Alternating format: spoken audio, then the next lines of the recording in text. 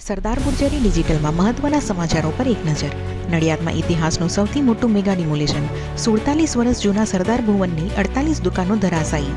આણંદની ચીખોદરા ચોકડી નજીક સર્જાયો અકસ્માત. કાર ચાલક યુવાને 4 વાહનોને લીધા અડફેટે. સદનસીબે જાનહાનિ નથી.